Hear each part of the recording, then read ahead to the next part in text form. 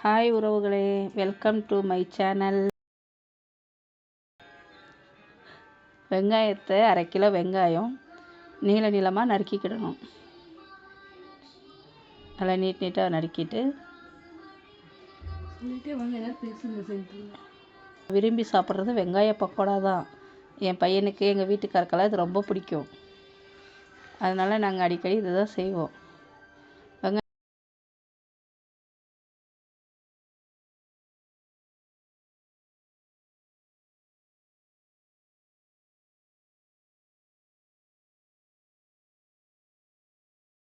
வெங்காயத்தை நல்லா கட் பண்ணி எடுத்துக்கிட்டு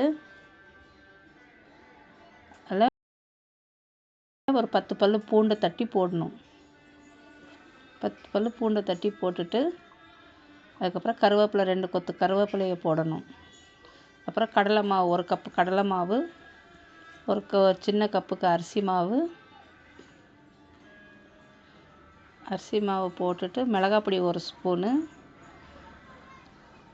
மஞ்சள் பொடி 1/4 ஸ்பூனு, பெருங்காயம் கொஞ்சம், உப்பு தேவையான அளவு உப்பு போடணும். அதில் ஒரு 2 கரண்டி எண்ணெய் ஊற்றணும்.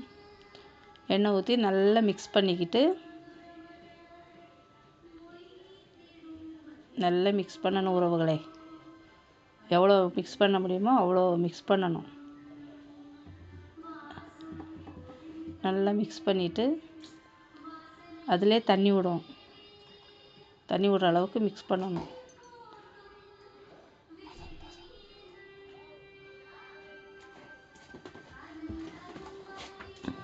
மிக்ஸ் பண்ணிவிட்டு இந்த பாருங்கள், இந்த அளவு வந்த அப்புறம் கட்டியாக தான் இருக்கணும். உதுத்து போடுற மாதிரி வரணும். A few minutes later.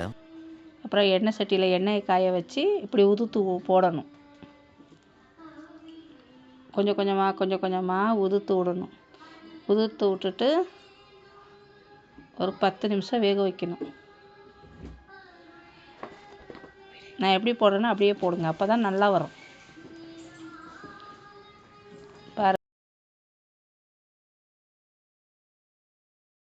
பாருங்க, இந்த கலர் வந்தோடனே திருப்பி கொஞ்சம் கிண்டி கொடுக்கணும், கிளறி விடணும்.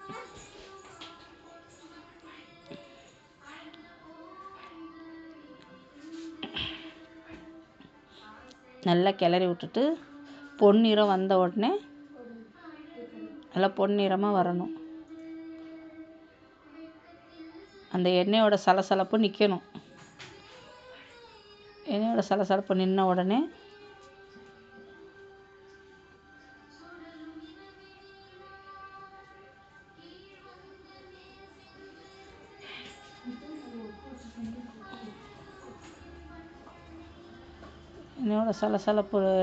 உடனே ஃபில்ட்ரு பண்ணி ஒரு பிளேட்டில் எடுக்கணும். பக்கோடா ரெடி. ப்ரௌன் கலர் வந்தாலும் வெந்துடும். நல்லா வேக வச்சுட்டு பக்கோடா ரெடி தட்டில். அப்புறம் கருவேப்பிலை 1 கொத்தை எண்ணெயில் போட்டு பொரித்து எடுத்து கார்லிஷ் பண்ணணும். அலங்காரத்துக்கு கருவேப்பிலையை மேல்ட்டால வைக்கணும். நாங்கள் 2 ரவுண்டு போட்டு எடுத்து பிளேட்டிங் பண்ணியிருக்கோம். பாருங்கள், நீங்களும் செஞ்சு பாருங்கள். சப்ஸ்கிரைப் பண்ணுங்கள், லைக் பண்ணுங்கள், ஷேர் பண்ணுங்கள், கமெண்ட் பண்ணுங்கள்.